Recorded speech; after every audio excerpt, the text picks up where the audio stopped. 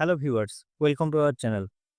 React.js এর আরেকটা ভিডিওতে সকলকে স্বাগত জানাচ্ছি। আজকের ভিডিওটা আমরা দেখব ফর্মের উপরে। অলরেডি আপনারা থাম্বনেল এবং আমাদের টাইটেলে দেখে নিয়েছেন যে আমরা ফর্ম কিভাবে ডেভেলপ করতে পারি। মানে ফর্মের ভ্যালু আমরা কিভাবে আ সাবমিট করতে পারি এবং সেটা ইন ফিউচার আমরা ডেটাবেসেও স্টোর করব। এছাড়াও আমরা ফর্মের যে কনটেন্টটা আমরা ফিল আপ করছি মানে যে ইনপুটটা দিচ্ছি, সেই ইনপুটটা যদি আমরা ইনস্ট্যান্ট দেখাতে চাই বা ভ্যালিডেট করতে চাই বা একটা প্রিভিউ দেখতে চাই, তো সমস্ত কিছু কিন্তু আমরা এখানেই ইনস্ট্যান্ট করে ফেলতে পারবো। তো সাপোজ আমি এখানে জন লিখছি, এখানে জন ডো সেটা দেখছেন যে আমাদের নিচে কিন্তু এখানে রিফ্লেক্ট করছে এইটা। তাই না? যে আমি যে এখানে ইনপুটটা দিচ্ছি সেই ইনপুটটা ইনস্ট্যান্ট এখানে কিন্তু আমার রিফ্লেক্ট করছে। ইভেন আমি যদি এটাকে এখান থেকে এভাবে মুছেও দিই তো ইনস্ট্যান্ট আমার কিন্তু এটা এখান থেকে সরেও যাচ্ছে। তো আমি আবার লিখলাম যে জন ডো অথবা জেন ডো এরকম। তো সেটা কিন্তু ইনস্ট্যান্ট আমার এখানে প্রিভিউ দেখাচ্ছে। ওকে?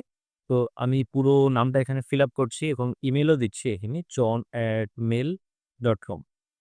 তো এবার যদি আমি লাইভ প্রিভিউ এখানে দেখতে তো পাচ্ছি কিন্তু আল্টিমেটলি আমাদের করতে হয় কি? আমাদের সেই জিনিসটা ডেটাবেসে সেভ করতে হয়, তাই না? তো এটার মাধ্যমে আমরা একটা অবজেক্ট ক্রিয়েট করে সেটাকে কিন্তু আমরা ডেটাবেসে স্টোর করতে পারি। কিন্তু এই মুহূর্তে যেহেতু আমরা ডেটাবেস নিয়ে কিছু করছি না, আমরা React শিখছি।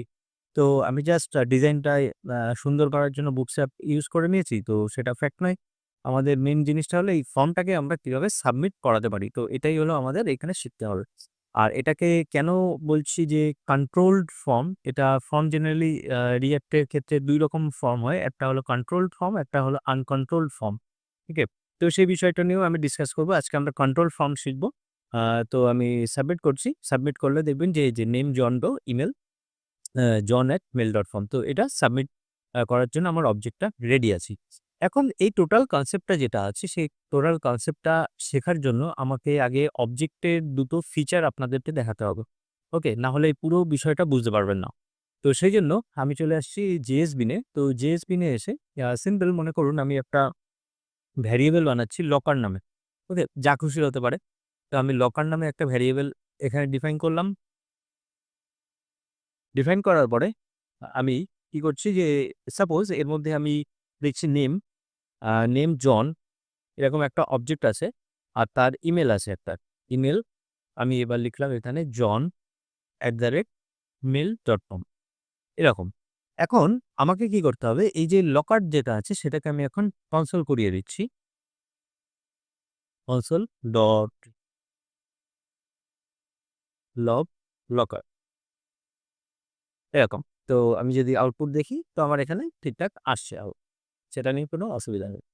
এখন আমি চাইছি যে এই লকারের মধ্যে যে নেম হোক বা ইমেইল হোক যেটা খুশি হোক আমি এখানে আপডেট করতে চাইছি। মানে এটাকে এই john.mail.com না লিখে আমি সামথিং এলস আমি এখানে লিখতে চাইছি যে আমি অন্য একটা কোনো ইমেইল অ্যাড্রেস দিতে চাইছি।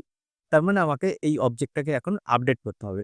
তো সেইজন্য লকার ইকুয়ালস টু আমি অবজেক্টের মধ্যে এসে যদি এখন এই ইমেইলটাকে আমি আপডেট করতে চাই, তো আমি যেহেতু অলরেডি ডিফাইন করে রেখেছি লেট নিয়ে, তাহলে কিন্তু আমি নিশ্চয়ই এখানে আর লেট লিখতে পারব না। আমি তো এটাকে আপডেট করছি, তাই না?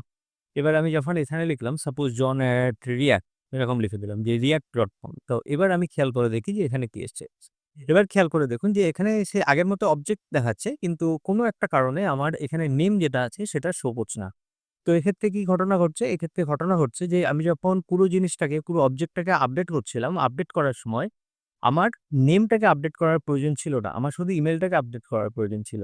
তো সেজন্য আমাকে কি করতে হয়েছে যে এই পুরো যে অবজেক্টের যে স্ট্রাকচারটা, সেই স্ট্রাকচারটা যেহেতু চেঞ্জ হয়ে গেছে না?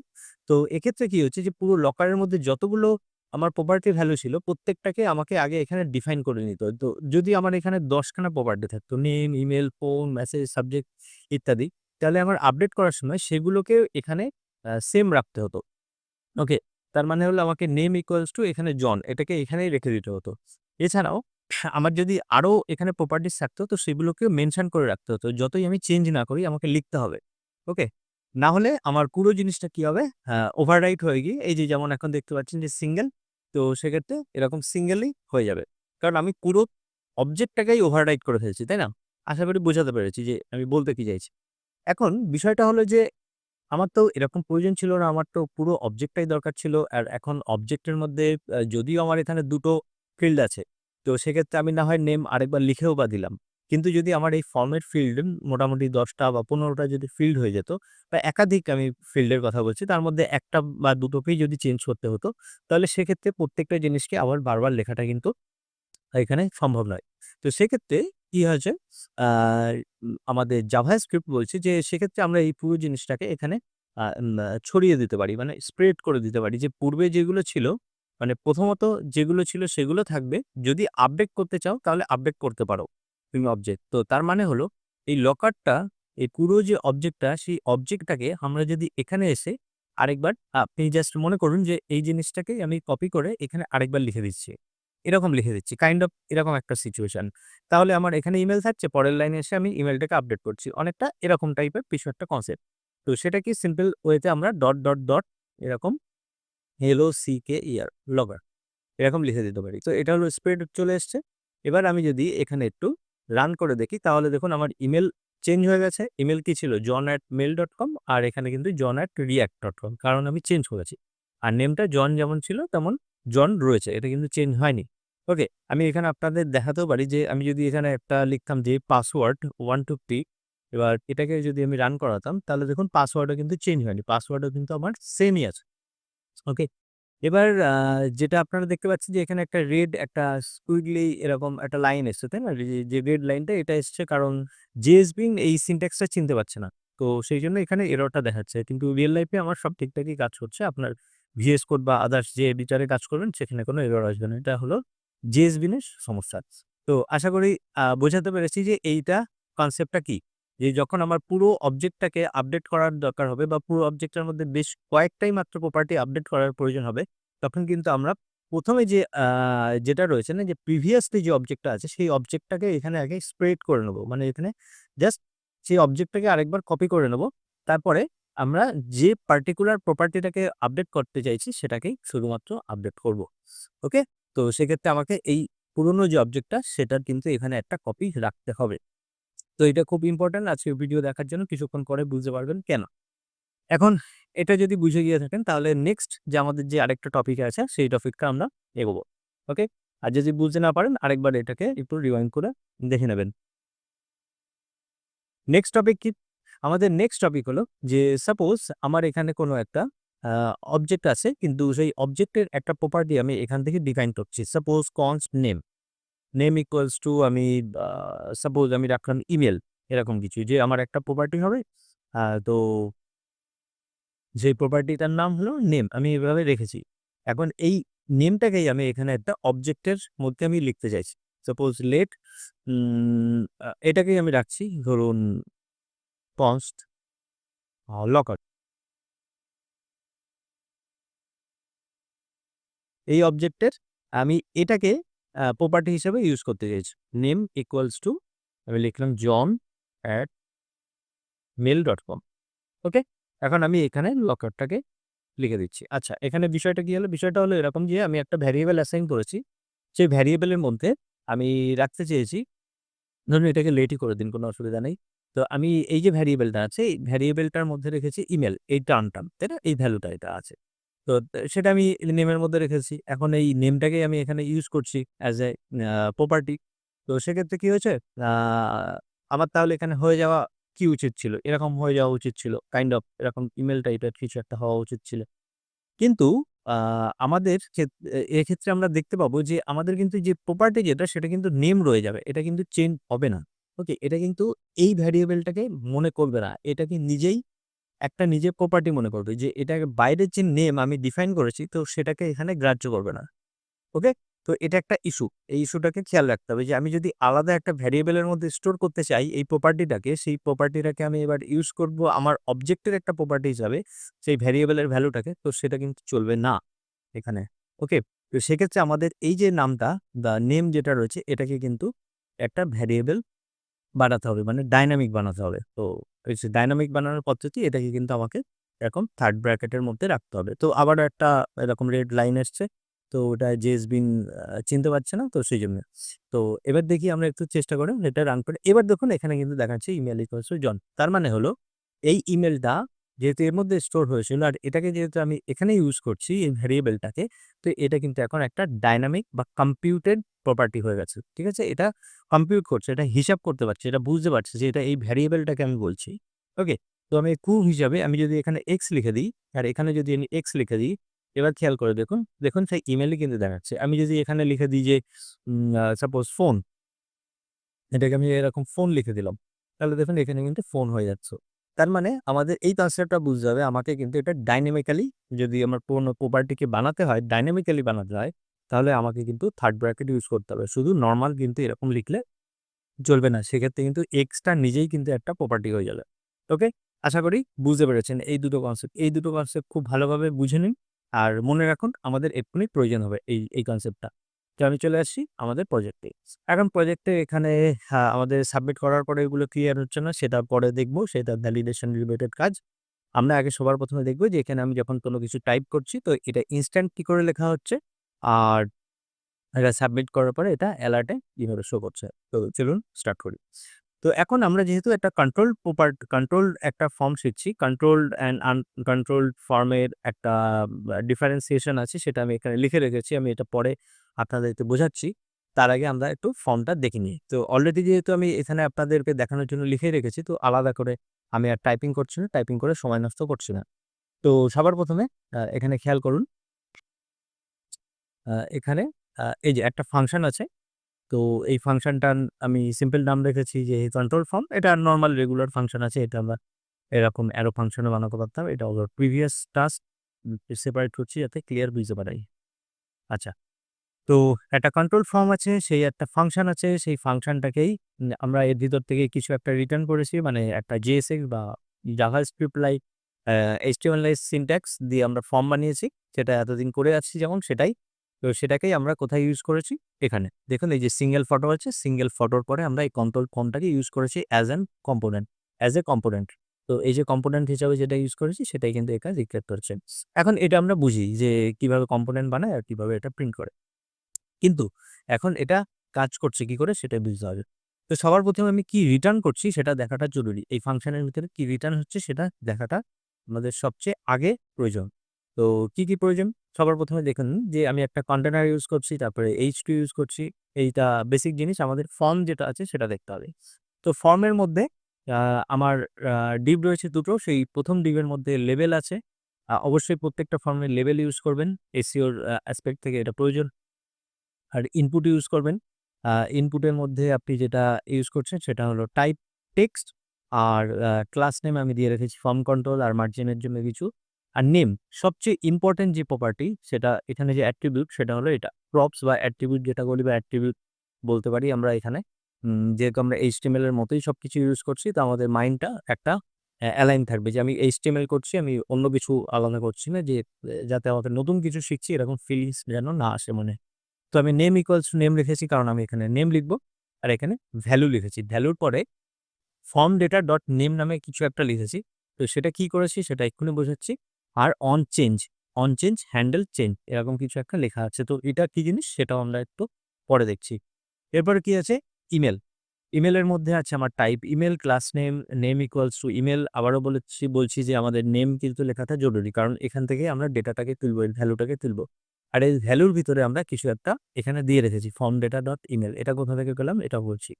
আর সবশেষে আছে আমাদের কাছে কিন্তু একটা বাটন।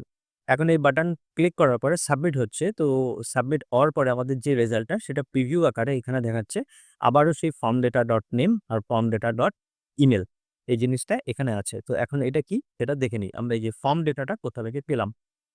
ফর্ম ডেটা বিষয়টা হলো আমাদের ইউজ স্টেট আছে। আমি গত ভিডিওগুলোতে দেখেছি যে এখানে আমাদের ইউজ স্টেটের মধ্যে আমরা কিন্তু ইউজ করেছিলাম যে নাম্বার ইউজ করতে পারি, আমরা অবজেক্ট ইউজ করতে পারি, অ্যারে ইউজ করতে পারি। গত ভিডিওগুলোতে আমরা ট্রু ফলস ইউজ করেছিলাম বুলিয়ান সিস্টেম নিয়ে। তো এবার আমরা ইউজ করছি ইউজ স্টেটের মধ্যে একটা অবজেক্ট। তো এই যে অবজেক্টটা আছে এই অবজেক্টটার মধ্যে কি আছে? নেম আর ইমেইল বলে দুটো আমার এখানে প্রপার্টি আছে, দুটো ফিল্ড আছে। ঠিক আছে? এই ফিল্ডগুলোর মধ্যেই কিন্তু আমার ভ্যালু অ্যাসাইন হবে। তো এটা ইউজ স্টেট ইকুয়ালস টু কি হবে? এই যে ফর্ম ডেটা। ফর্ম ডেটার মধ্যে দেখুন এখন ফর্ম ডেটা একটা অবজেক্ট, সেই অবজেক্টের মধ্যে নেম আর ইমেইল আছে দুটোর মধ্যে। নেম হলো স্ট্রিং, ইমেইলটাও হলো কিন্তু স্ট্রিং। তো এখন যেহেতু ফর্ম ডেটা একটা অবজেক্ট, তার মানে আমরা definitely form data dot name, form data dot email এইভাবে ইউজ করতে পারি। তো সেটাই আমরা কিন্তু এখানে ইউজ করছি form data dot name, form data dot email. কিন্তু এখানে এই ভ্যালুটা আসবে কোথা থেকে, তাই না? যে নেম লিখলে নেম আসবে, ইমেল লিখলে ইমেল আসবে। তো প্রথম অবস্থায় তো নেই। তো সেইজন্য প্রথম অবস্থায় যেহেতু কিছুই নেই, তো সেইজন্য এখানে আমাদের কি ব্ল্যাংক এসছে। এবার আমাদের লেখাটা কখন আসবে? মানে কনটেন্টটা বা ডেটাটা কখন আসবে? তো এটা যেহেতু একটা স্টেট, তো এই স্টেট পুরো এই জিনিসটাকে কন্ট্রোল করছে। তো যেহেতু আমরা এই যে ইনপুট ফিল্ডের যে ডেটাগুলো, এর ভিতরে যে ভ্যালুটা লিখছি, সেই ভ্যালুটাকে আমাদের এখানে যখন আমাকে সেট করতে হবে, তখন কিসের মাধ্যমে সেট করতে হবে? আমার কিন্তু প্রত্যেকটা টেক্সট চেঞ্জ এর মাধ্যমে। কারণ আমরা ডম ইউজ করছি না। বারবার এই জিনিসটা মনে রাখতে হবে। জাভাস্ক্রিপ্ট এ আমরা যেমন ইউজ করতাম ভ্যানিলা জাভাস্ক্রিপ্ট মানে পাতি যে মানে বেস যে জাভাস্ক্রিপ্ট। সেখানে যেহেতু আমরা ডম ইউজ করতাম ডাইরেক্ট, তো সাবমিট করার পরেই ওখান থেকে আমরা ভ্যালুটা get element by ID name, get element by uh email dot value এইভাবে ক্যাচ করতাম না। তো React কিন্তু এইভাবে কাজ করে না। React কি করে নিজের থেকেই একটা আলাদা ভার্চুয়াল DOM ক্রিয়েট করে। তো আমরা প্রত্যেকটা মুহূর্তে যে জিনিসটা টাইপ করছি সেই টাইপিং এর রেসপেক্ট এ যে ভ্যালুটা সেটা কিন্তু এই স্টেট এর মধ্যে অ্যাসাইন হয়। মানে আমি যখন লিখলাম, লেখার পরে এই ভ্যারিয়েবলটা অ্যাসাইন হয়েছে নেমের মধ্যে, ফর্ম লেটার মধ্যে। তারপরে এরপরে যখন আমি আবার লিখছি তো প্রত্যেকটা মুহূর্তে কিন্তু এটা ট্র্যাক করছে। আমার যে ভ্যারিয়েবলের কি ভ্যালুটা চেঞ্জ হচ্ছে। ওকে? তো সেই ভ্যালুটাই কিন্তু এখানে এসে আমরা যখন টাইপ করছি এই ভ্যালুটা এই ফর্ম ডেটার মধ্যে অ্যাসাইন হচ্ছে প্রত্যেকবার চেঞ্জের মাধ্যমে। তো সেইজন্যই আমরা কি লিখেছি এখানে অন চেঞ্জ। খেয়াল রাখবেন যে এখানে চেঞ্জের সিটা কিন্তু ক্যাপিটাল। তো অন চেঞ্জ এর মধ্যে আমরা একটা ফাংশন, এটা ফাংশনের রেফারেন্স। ঠিক আছে? উপরে হয়তো দেখতে পাচ্ছেন আপনি। যেখানে দেখাচ্ছে যে ফাংশন হ্যান্ডেল চেঞ্জ। তো এখানে একটা ফাংশন অ্যাসাইন করা আছে। তো একই জিনিস, সেম জিনিস আমার কিন্তু নিচেও করা আছে। তো আমি নেমের ক্ষেত্রে বোঝাচ্ছি। তো নেম আর ইমেল সেম একইভাবে কাজ করছে দুটোই। একটাই ফাংশন আছে, সেই ফাংশনটা কিভাবে কাজ করছে এখন আমাদের বুঝতে হবে হ্যান্ডেল চেঞ্জ কিভাবে এখানে কাজ করছে। এবার চলে আসি আমরা এই হ্যান্ডেল চেঞ্জ ইনটু কিভাবে কাজ করছে। সবার ১ম হলো হ্যান্ডেল চেঞ্জ যেহেতু একটা ফাংশন আর এই ফাংশনটা কি করতে পারে আমি যেহেতু কোনো কিছু টাইপ করছি একটা যেহেতু ইভেন্ট তো ডেফিনিটলি আমার কাছে একটা ইভেন্ট বলে অবজেক্ট আছে যেটা আমরা অনেকবার করে এসেছি। আ নরমাল যখন জাভাস্ক্রিপ্ট এ কাজ করতাম ভ্যানিলা জাভাস্ক্রিপ্ট এ। তো সেই অবজেক্টের মধ্যে বলে যে অবজেক্টটা আছে ইভেন্ট যেটা রয়েছে সেই ইভেন্ট হলো একটা অবজেক্ট। সেই অবজেক্টটাকে আমরা লিখতে পারি, ইভিডি লিখতে পারি, যেটা খুশি লিখতে পারি। তো সেই ইভেন্টের ভিতর থেকে ইভেন্ট ডট টার্গেট নামে একটা প্রপার্টি আছে সেখান থেকে আমরা বের করে নিতে পারি। তো সেখান থেকে আমরা সেই ইভেন্ট থেকে কি বের করে নিচ্ছি যে নেম, ভ্যালু এই দুটো জিনিস আমরা এখান থেকে বের করে নিলাম। ওকে? নেওয়ার পরে আমরা এবার কি করছি? আপডেট করছি। তো এখন এই নেম আর ভ্যালুর ক্ষেত্রে যেটা আসছে সেটা কি হচ্ছে? আমাদের দেখুন এক্ষেত্রে আছে নেমের ক্ষেত্রে নেম, ইমেইলের ক্ষেত্রে ইমেইল আর ভ্যালুটাও কিন্তু আমার এখানে রয়েছে। তো নেমের ক্ষেত্রে আ নেম যে অ্যাট্রিবিউট টা সেটা তো ঠিক আছে। কিন্তু এই আ ফার্স্ট নেম বা লাস্ট নেমের ক্ষেত্রে আমরা যেটা লিখেছিলাম না যে নেমের ক্ষেত্রে নেম আছে আর ইমেইলের ক্ষেত্রে কিন্তু ইমেইল আছে। তার মানে এই দুটো কিন্তু ভ্যারিয়েবল, তাই না? তো সেইজন্য আমাদেরকে এখানে কি ইউজ করতে হচ্ছে যে আমরা যখন এই যে সেট ফর্ম ডেটা যেটা আছে, যে ফর্ম ডেটাটা কি করবে আমার ওই ভ্যারিয়েবলটা আপডেট করতে সাহায্য করবে। সেই ভ্যারিয়েবলটা আমাকে সেই ফাংশনটাকে আমাকে এইভাবে কিন্তু কল ব্যাক ফাংশনের মাধ্যমে ইউজ করতে হবে। তো এখানে কল ব্যাক ফাংশন কি করছে? কল ব্যাক ফাংশনটা আমার প্রিভিয়াস যে আ অবজেক্ট যেটা ছিল, আমার প্রিভিয়াস সাবজেক্ট কোনটা ছিল? এই যে ব্ল্যাংক, তাই না? প্রথম অবস্থায় তো আমি ব্ল্যাংক রেখেছিলাম। সবকিছু খালি ছিল। তো সেটাকেই তো আপডেট করছি। সেটা আপডেট হবে কিভাবে? এইভাবে। দেখুন কিছুক্ষণ আগে আমরা শিখেছিলাম কিন্তু এই যে ১ম এ আগে স্প্রেড করে দিচ্ছিলাম। এই পুরো যে অবজেক্টটা সেই অবজেক্টটা এখানে কিন্তু স্প্রেড হয়ে যাচ্ছিল। ওকে? মনে আছে যে লকার বলে যেটা বানালাম? তো এটা হলো কিন্তু সেটা। দেখুন প্রিভিয়াস এর মধ্যে নেম স্ট্রিং আর ইমেইল স্ট্রিং তার মানে এটার কথা বলছে। আর আমি যখন আবার চেঞ্জ করব যে হ্যান্ডেল চেঞ্জ মানে আমি কিছু তো টাইপ করব। টাইপ করার সঙ্গে এই ভ্যালু গুলো তো পরিবর্তন হবে। তার মানে নিশ্চয়ই ভ্যালু পরিবর্তন হওয়ার সঙ্গে এখানে লেখা থাকবে না। ভ্যালু পরিবর্তন হওয়ার সঙ্গে এগুলো আর ব্ল্যাংক থাকবে না। এর মধ্যে কিছু টেক্সট চলে আসবে। তো সেটা কিন্তু এইখানে আমি গিয়ে আপডেট করিয়ে নিচ্ছি। তো এটা বোঝার সুবিধার জন্য আমি আরেকবার বলছি। আমি যদি এখানে লিখতাম যে A আর এখানে লিখলাম যে আমি D, তাহলে আমি শুরুতে আমি যেহেতু initialize করে দিচ্ছি A আর B দিয়ে, তার মানে আমরা এখানে A আর B দেখতে পাবো। আর দেখুন ভ্যালু A আর B কিন্তু সেট হয়ে গেছে। তার মানে আমরা এখানে যেটা সেট করছিলাম সেটা কিন্তু আমার এই ভ্যালুটাই আমরা এখান থেকে সেটটা করছিলাম। ওকে? তো আমি ১ম অবস্থায় কি সেট করেছি? আমি কিন্তু এখানে ব্ল্যাংক সেট করেছি। ওকে? আমি যদি এটা এইভাবে হ্যান্ডেল চেঞ্জ ইউজ না করতাম আর ফর্ম ডেটাটাকে এইভাবে ভ্যালু না লিখতাম, তাহলে আমি এখানে এসে কোনো কনটেন্ট টাইপ করতে পারতাম না। ওকে? এখানে কিন্তু কনটেন্ট টাইপ করতে পারতাম না। কেন? কারণ যেহেতু React আ কমপ্লিটলি ভার্চুয়াল ডম মানে রিয়েল ডম ইউজ করে না। এটা হলো কাইন্ড অফ UI তৈরি করার জন্যই এই ভেরিয়েবল গুলো আছে। ওকে? তো সেইজন্য আমি যদি ইনপুট ফিল্ডের মধ্যে কিছু লিখতামও, তাহলে কিন্তু আমার চেঞ্জ হতো না। ওকে? আমাকে চেঞ্জ করতে দিত না। পুরো জায়গাটাকে কিন্তু লক করে দিত। তো সেইজন্যই আমাদের কিন্তু মাস্ট ইউজ স্টেট ইউজ করতেই হবে। এখন যাদের মনে প্রশ্ন আসছে যে আমরা কি তাহলে আগে যেভাবে ইউজ করতাম গেট এলিমেন্ট বাই আইডি ওরকম, সেভাবে কি কিছু কাজ করতে পারবো না? সেইভাবে আমরা কাজ করতে পারবো। তো এটা জেনারেলি করা হয় না। তো সেটার জন্য আমাদের নতুন আরেকটা হুক শিখতে হবে ইউজ ডেট নামে। ওকে? সেটা আমরা পরে দেখব। এখন আমরা দেখছি যে কন্ট্রোলড ফর্ম কিভাবে আমরা ইউজ করতে পারি। কন্ট্রোল ফর্ম মানে এই পুরো ফর্মের যত ভ্যালু আছে সেই ভ্যালুগুলো কিভাবে অ্যাক্সেস হবে, কিভাবে স্টোর হবে, কিভাবে আ পুরো জিনিসটা প্রসেস হবে সেটা React দেখছে। আমরা করছি না। আমরা করছি না মিনস আমরা গেট এলিমেন্ট বাই আইডি বা কোয়েরি সিলেক্টর দিয়ে আমরা ডম থেকে ডট ভ্যালু করে বের করছি না। তো সেইজন্যই ওটাকে বলা হয় আনকন্ট্রোলড। আনকন্ট্রোলড কেন? কা শুনে মনে হতে পারে যে কন্ট্রোল তো আমরাই করছি। না। React কন্ট্রোল করছে কিনা।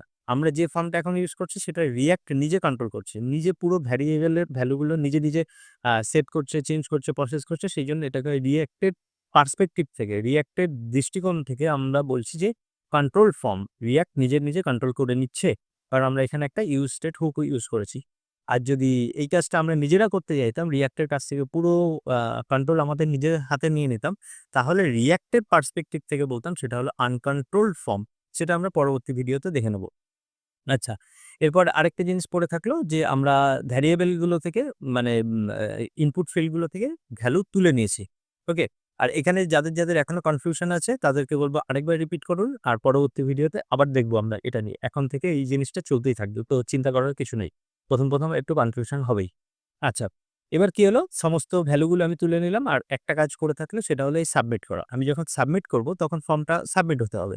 তো এই মুহূর্তে কোনো ডেটাবেস বা কিছু নেই যে আমি কোথাও পাঠানোর নেই। তাই আমি এটা আ এলার্টে আমি শো করাচ্ছি। তো সেইজন্য কি আছে যে হ্যান্ডেল ফর্ম সাবমিট। তো কিভাবে ফর্মটা সাবমিট হবে? একটা ফাংশন বানিয়েছি হ্যান্ডেল সাবমিট নামে। সেটা কোথায় ইউজ করছি দেখুন। ফর্ম ট্যাগ যেখানে শুরু করেছিলাম না? সেই ফর্ম ট্যাগের মধ্যে অন সাবমিট। আবারও খেয়াল রাখতে হবে সাবমিটের এসটা কিন্তু ক্যাপিটাল। তো অন সাবমিটে আমি একটা ফাংশনের নাম দিয়েছি। ফাংশন কল করিনি কিন্তু। কখনো এরকমভাবে ফাংশন কল করবেন না। ওকে? ফাংশন কিন্তু এই যে হ্যান্ডেল চেঞ্জ যেমন আছে এইভাবে কল করবেন না। আপনি জাস্ট ফাংশনের নামটা লিখবেন, রেফারেন্সটা দিবেন। ফাংশনটা যখন বাইরে এসে ক্রিয়েট হচ্ছে আমার এখানে এই যে হ্যান্ডেল সাবমিট আছে। এই হ্যান্ডেল সাবমিট ফর্মটা এখানে রয়েছে। এই ফাংশনটা এখানে রয়েছে। একই রকমভাবে যেহেতু ফর্ম সাবমিট করলে আমরা কি জানি যে পেজ রিফ্রেশ হয়ে যায়। পেজ আ রিফ্রেশ হয়ে গেলে আমরা ডেটাগুলো পাবো কি করে, তাই না? সেইজন্য ইভেন্টের মধ্যে দিয়ে ইভেন্ট ডট প্রিভেন্ট ডিফল্ট করেছি যাতে পেজটা রিফ্রেশ না হয়ে যায়। ওকে? আর তারপরে আমরা কি করছি যে এলার্টের মধ্যে দেখাচ্ছি যে নেম, এই যে ফর্মের ডেটা আর ইমেইল হলো আমাদের এই ফর্ম ডেটা ডট ইমেইল ব্যাস। এই জিনিসটা আমরা পেয়ে গেছি। তো ওভারঅল জিনিস কি এসে দাঁড়ালো? আমাদের একটা ইউজ স্টেট হুক ইউজ করতে হবে। সেই ইউজ স্টেট এর মধ্যে যে ভ্যারিয়েবলটা আমরা অ্যাসাইন করছি, সেটা কি হবে? আ এই ফর্ম ডেটার মধ্যে একটা অবজেক্ট হিসাবে রেখে দিচ্ছি ১ম অবস্থায় ব্ল্যাংক। তারপরে আমরা যখন চেঞ্জ ঘটাচ্ছি এখানে এসে মানে চেঞ্জ মানে আমি কোনো কিছু লিখছি এটাকেই বলা হচ্ছে চেঞ্জ। আমি কিছু একটা ইনপুট ফিল্ড এর মধ্যে চেঞ্জ এখানে আনছি। তো সেটা কোথায় গিয়ে স্টোর হচ্ছে? আবার কিন্তু ডাইরেক্টলি আমার এই এখানে গিয়ে স্টোর হয়ে যাচ্ছে নেম আর ইমেইলের মধ্যে এবং সেটাকেই আমরা চেঞ্জ করে দিচ্ছি কোথায়? এই সেট ফর্ম ডেটা, এই সেট ফর্ম ডেটার মাধ্যমে আমরা এই জিনিসটাকে পরিবর্তনটা আনছি। যেহেতু ১ম এ ব্ল্যাংক ছিল, পরে আমাকে এর মধ্যে ডেটা ইনপুট করতে হবে, ডেটা স্টোর করতে হবে। তো সেইজন্য আমরা কিন্তু সেট ফর্ম ডেটা ইউজ করে এটাকে আমরা ডেটাটাকে স্টোর করছি। ওকে? আর যাতে আমি প্রত্যেকবার যখন চেঞ্জ করছি, তো চেঞ্জ করার সময় যাতে আমার প্রিভিয়াস ডেটাগুলোও থাকে, মানে আমার পুরনো অবজেক্টটাও থাকতে হবে। আমি যেমন ১ম এ দেখিয়েছিলাম যে আমি ইমেইল চেঞ্জ করছি, ইমেইল আপডেট করছি বলে সেই অবজেক্টের মধ্যে থেকে নেমটাই তো ভ্যানিশ হয়ে যাবে। সেটা করলে তো হবে না। সেজন্য প্রিভিয়াস ডেটাটা আমার থাকছে। আর সেই সঙ্গে আমার যেটা আপডেট হচ্ছে যে ফিল্ডগুলো আপডেট করা সেই জিনিসটা আমি আপডেট করে নিচ্ছি। তো এটাই ছিল আমাদের কন্ট্রোল ফর্ম এবং পরবর্তী আমরা ভিডিওতে দেখব যখন আনকন্ট্রোলড ফর্ম দেখব, তো তারপরে আমরা ডিফারেন্সটা বুঝে নেব যে কন্ট্রোল ফর্ম আর আনকন্ট্রোলড ফর্মের মধ্যে কোথায় ডিফারেন্স আছে। তো আজকের ভিডিও এতটুকু রাখছি। আমাদের পরবর্তী ভিডিওতে আবার দেখা হচ্ছে সেখানে গিয়ে আমরা এই ইনপুট ফিল্ডের মধ্যে আরো কিছু ট্রাই করব এবং যদি ভ্যালিডেশন রিলেটেড কিছু কাজ করতে হয় সেটা কিভাবে করতে পারি সেই বিষয়গুলো আমরা আস্তে, আস্তে দেখে নেব। আজকে ফ্রি এতটুকু। ভিডিওটা ভালো লেগে থাকলে বন্ধুদের সঙ্গে শেয়ার করবেন, চ্যানেলটা লাইক, শেয়ার, সাবস্ক্রাইব করবেন, কমেন্টে জানাবেন আমাদের আর কিভাবে আরো জিনিসটাকে বেটার করা যায়। তো আজকের ভিডিও এতটুকু। টাটা।